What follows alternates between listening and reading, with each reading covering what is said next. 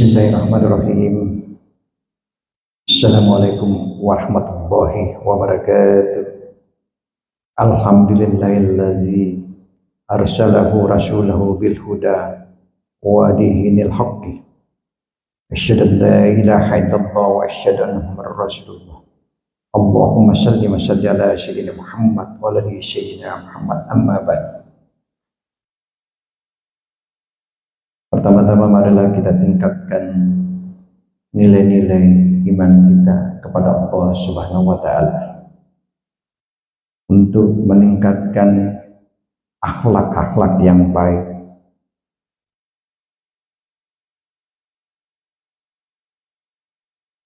Pertama-tama kita panjatkan puji syukur kepada Allah Subhanahu wa taala sehingga malam hari ini kita dapat melaksanakan pengajian. Mudah-mudahan kita masih diberikan kesehatan dan kenikmatan oleh Allah Subhanahu wa taala. Terkadang-kadang katakan bahwa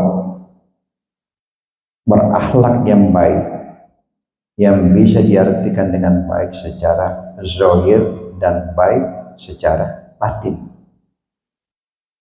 Yang dimaksud dengan baik secara zahir dan batin adalah baik daripada penampilan, bentuk tubuh misalnya, dan lain-lain. Ya, sebagaimana yang kita telah engkau ketahui.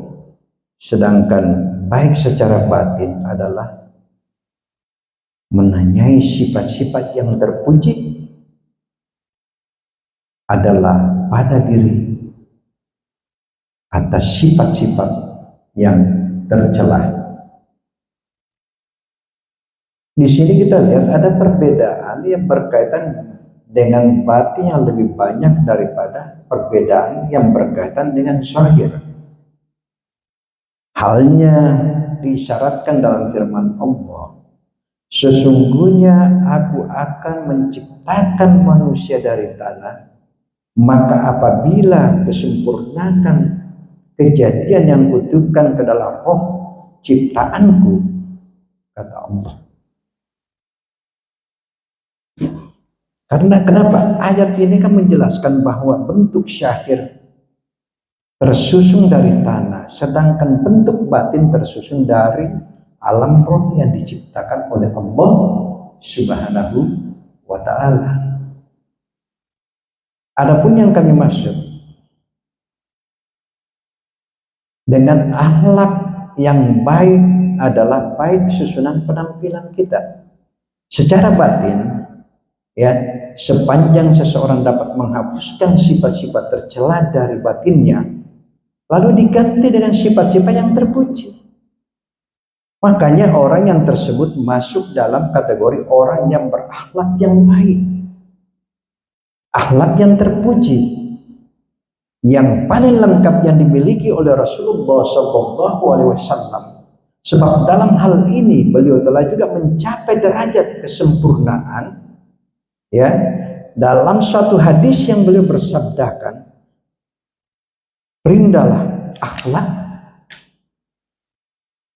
dan kemudian jaga akhlakmu yang baik. Karena dalam hadis ini beliau juga ingin mengingatkan bahwa akhlak dapat berubah dan terpengaruh oleh tindakan-tindakan. Oleh karena itu engkau harus berusaha untuk menduduki amarah, syahwat dan keburukan itu. Sini kita harus lihat, ya. Dan kita harus ikhlas melakukan itu. Karena Allah juga berfirman, "Fadlallahu mukhlisina lahuddina walau kariyal kafirun." Ya, coba kita lihat.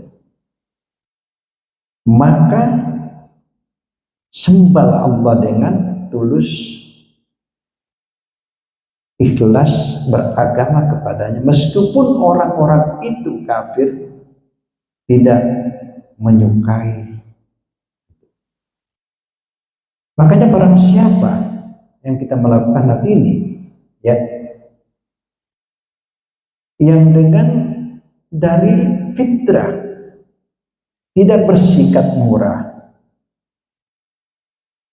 tidak bersikap murah dan dermawan, maka kita harus membiasakan diri bersifat seperti yang disertai dengan perbedaan yang begitu pula dengan orang yang bisa berwudu atau tidak bertawadu. Kita kan harus berusaha untuk tawadu disertai dengan pembenahan akhir, dan kemudian kita akan terbiasa. Cara ini juga untuk berlaku pada semua buruk lainnya, bahwa sifat-sifat yang buruk itu harus diatasi dengan melakukan sifat yang terpuji sampai akhirnya tujuan menghilangkan sifat-sifat buruk yang tercapai dalam terbiasa melakukan ibadah, menentang berbagai syahwat. Ya, kita lihat di sini. Maka penampilan kan harus batin akan menjadi yang baik dan akan memunculkan rasa cinta kepada Allah Subhanahu wa taala. Rasulullah Shallallahu alaihi wasallam bersabda, "Sembahlah Allah dengan penuh keridhaan. Jika engkau tidak sanggup, maka bersabarlah atas suatu yang engkau benci, karena hal itu mengandung banyak kebaikan." Di sini kita harus melihat akhlak-akhlak kita, bagaimana caranya kita harus melakukan suatu motivasi agar supaya nilai-nilai akhlak diri kita ini kita selalu menjaga, ya. Dan kita harus memperbaiki akhlak-akhlak itu. Makanya kita harus tingkatkan nilai-nilai seperti apa yang kita harus lakukan. Nah, kemudian Rasulullah Shallallahu alaihi wasallam bersabda, "Fahal asaitum in tawallaitum an tusidu fil ardi wa tuqatit armahakum." Coba kita lihat itu. Maka apakah sekiranya kamu akan berkuasa, kamu akan berbuat kerusakan di muka bumi ini, ya, dan memutuskan hubungan kekeluargaan, karena jangan sampai timbul seperti ini. Makanya kita harus menjaga akhlak kita kepada Allah Subhanahu wa taala. Lalu kemudian engkau telah mengatakan bahwa cara mengobati penyakit tubuh adalah dengan memperbaiki obat penawarnya. Begitu juga pula dengan menyakiti. Namun karena kondisi setiap orang berbeda, maka cara pengobatan yang dilakukan pada setiap orang pun berbeda. Ya, kalau kita mau lihat itu, sosok seorang syekh di tengah kaumnya melaksanakan orang nabi bagi umatnya. Ya, kita harus memperlihatkan kondisi muridnya sehingga dapat mengetahui sifat-sifat apa yang dikuasai sang murid dan cara apa yang sebaiknya digunakan untuk mengobatinya. Iya, kita harus itu melihat, ya. Karena kenapa? Semua nilai-nilai akhlak dengan kita tanamkan dengan itu, ya. Lalu ketika kita melakukan misalnya aib-aib yang tersembunyi dalam batin, maka kita bersikap sebagaimana api yang terpecikan dari batu. Jika ia memiliki harta berlebihan, sang syekh dapat mengambil darinya lalu dibelanjakan untuk memenuhi kebutuhan orang-orang miskin, supaya hatinya menjadi kosong dari nafsu duniawi, sebab kekosongan hati adalah modal dasar untuk melangkahkan apa pembersihan selanjutnya. Yang kita harus menjelaskan, ya, kita perbaiki, jangan sampai kita selalu timbul perasaan-perasaan atau tidak berprasangka terhadap orang. Makanya saya bilang tadi, kita banyak melakukan koreksi diri, ya. Kita mengambil sifat yang tawadu, ya. Karena kenapa? Allah juga berfirman, "Innama tu'aduna la sadid." Sungguh apa yang dijanjikan kepadamu itu pasti benar. Jelas itu. Karena Umar juga pernah bertanya kepada Hudzaifah, orang yang menyimpan rahasia-rahasia Rasulullah, tentang tanda orang-orang munafik. Apakah engkau melihat suatu pada diriku dari tanda-tanda yang munafik? Kan? Lalu Umar bin Khattab berkata, meskipun memiliki posisi yang agung dan kedudukan yang tinggi, namun beliau sangat memperhatikan aib dirinya sendiri. Jadi kita harus jaga aib kita, ya kan? Atau tidak, apalagi kita membicarakan orang, sehingga nilai-nilai akhlak kita bisa rusak. Lalu kemudian jika engkau tidak menjumpai orang yang soleh sebagai pengawasan, ya perlu kita dengar, maka dengarlah ucapan-ucapan orang yang dengki. Jangan diajukan diri, biarkan saja mereka mencari keburukan untuk dirimu dan ambillah yang bermanfaat darinya. Jangan salahkan dia, salahkan dirimu, ataupun salahkan segala macam aib yang dinisbahkan kepadamu. Ya, itu jangan marah saat orang untuk memberitahukan kejelekan-kejelekan. Ya, kita mendingan banyak diam daripada orang menjelekan kita itu belum tentu dia salah atau jelek. Ya di mata kita bisa mengatakan jelek, tapi di mata Allah belum tentu itu jelek. Jadi kita perlu hati-hati, jangan berburuk sangka terhadap orang. Bagaimana kita tingkatkan nilai-nilai akhlak kita kepada Allah Subhanahu wa Ta'ala. Ini yang kita harus gunakan, ya. Coba kita lihat, kalau kita dengan keikhlasan, ya, jangan sampai sifat-sifat dengki melekat di hati kita buang semua itu. Bagaimana kita mencontohkan akhlak Rasulullah Sallallahu Alaihi Wasallam? Ya, kita tuh harus lihat itu. Karena bermacam-macam. Kalau kita melihat lagi, Allah berfirman, wa qaumi nuhim min qab innahum kanu qauman fasikin. Dan sebelum itu telah kamu binasakan kaum Nuh, sesungguhnya mereka itu adalah kaum yang fasik. Makanya kita jangan, ya kan, kaumnya Nuh saja dulu itu yang selalu melakukan yang fasik, ya kita harus melakukan dengan nilai-nilai lah. Karena selama ini kan kita, hati kita ini jangan sampai kita berprasangka juga, bisa merusak loh akhlak kita.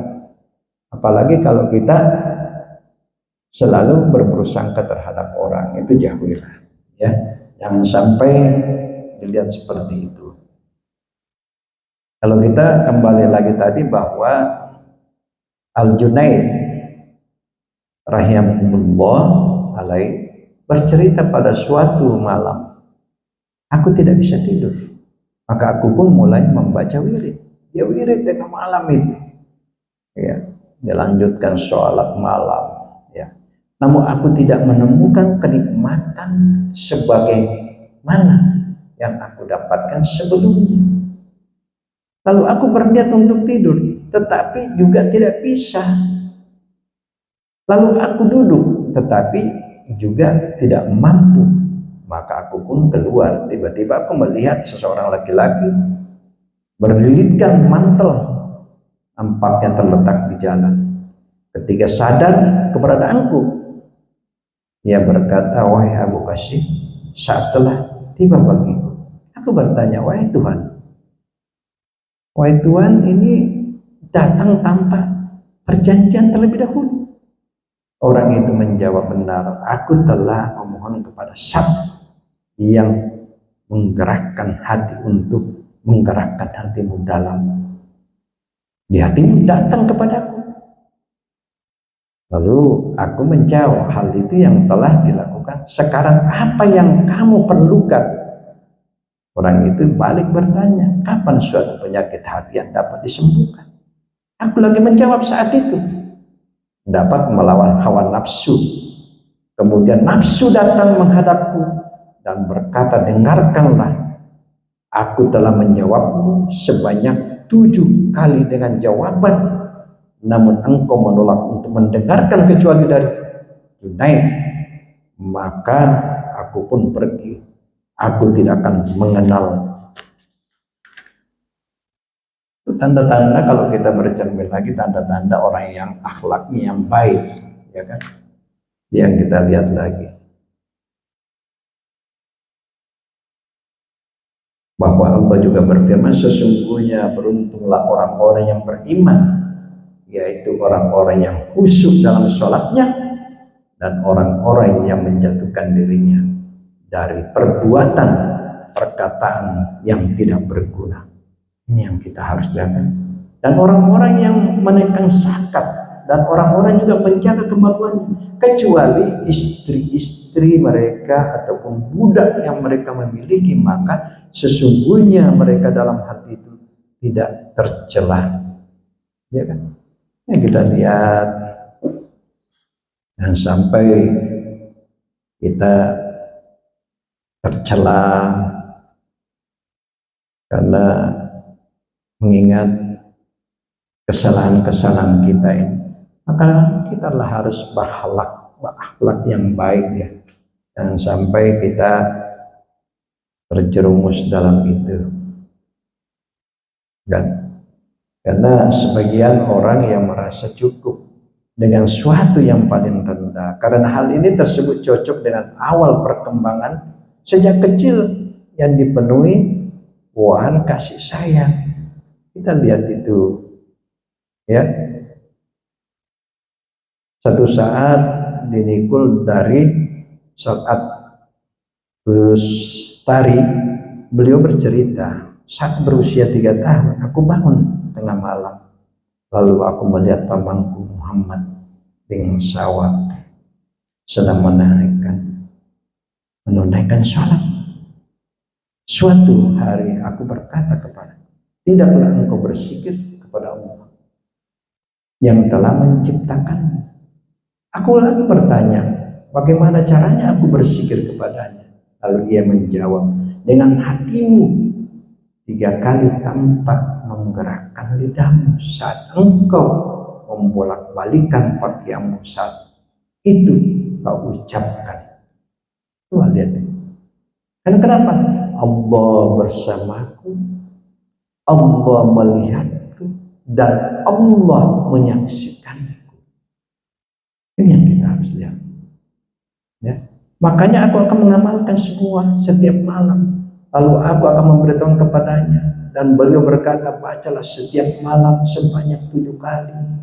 Aku pun mengamalkan lalu memberitahukan kepadanya. Ia berkata, bacalah setiap malam sebanyak 11 kali. Aku pun mengamalkan lagi, dari hatiku merasakan kenikmatan yang aku rasakan itu. Mari kita lihat itu. Hanya kita harus tanamkan nilai-nilai iman kita kepada Allah. Jangan sampai kita memiliki dosa-dosa, ya, lalu kemudian kita mengkhianati diri sendiri. Itu jauhkanlah, ya. Karena kenapa?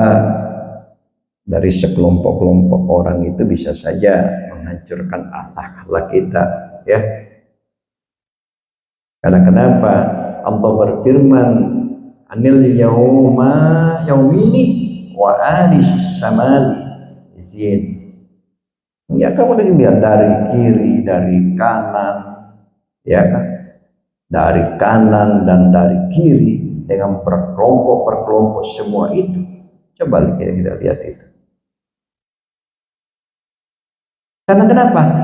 Kalla inna halaknahum mimma ya'malun. Tidak mungkin sesungguhnya kamu ciptakan mereka dari apa yang mereka ketahui. Ya, makanya Allah berfirman seperti itu. Makanya kita tanamkan nilai-nilai iman kita kepada Allah, perbanyak membersihkan hati kita, ya. Kita banyak tawadu, ya. Jangan sampai hati kita ini kotor, Kata Imam Al-Ghazali mengatakan, hati ini bagaikan cermin. Cermin itu bersih, jangan sampai kotor. Karena kalau kotor cermin itu sudah lama baru mau dibersihkan, susah untuk menghilangkan kotoran itu. Makanya hati itu seperti cermin, kata Imam Al-Ghazali. Makanya kita harus tanamkan nilai-nilai iman kepada kita. Ya, ini persoalan akhlak. Kita contoh Rasulullah SAW, akhlaknya luar biasa. Ya, akhlak. Hanya mari kita tingkatkan nilai-nilai ibadah kita kepada Allah Subhanahu wa Ta'ala. Kira-kira demikianlah penyampaian saya. Usikum wa nabitaqabba. Wassalamualaikum warahmatullahi wabarakatuh.